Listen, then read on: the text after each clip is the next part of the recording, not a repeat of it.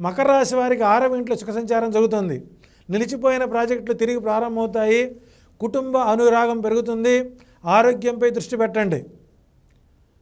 తెల్లని స్వీట్లు దానం చేయండి.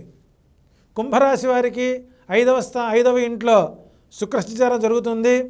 వ్యాపారంలో మూలధనం పెరుగుదల, ప్రేమ జీవితంలో సవాళ్ళు, కుటుంబంలో కలహాలు వచ్చే అవకాశం ఉంది. సో లక్ష్మీనారాయణను పూజించే ప్రయత్నం చేయండి.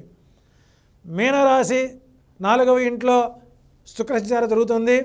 ప్రేమను ప్రారంభించడానికి ఉత్తమ సమయం. వ్యాపారంలో పారదర్శకత వల్ల ప్రయోజనం ఉంటుంది. ఆఫీసులో పక్షపాతంతో మీకు నిరాశ కలుగుతుంది. లక్ష్మీదేవికి వెండి నాణం సమర్పించండి.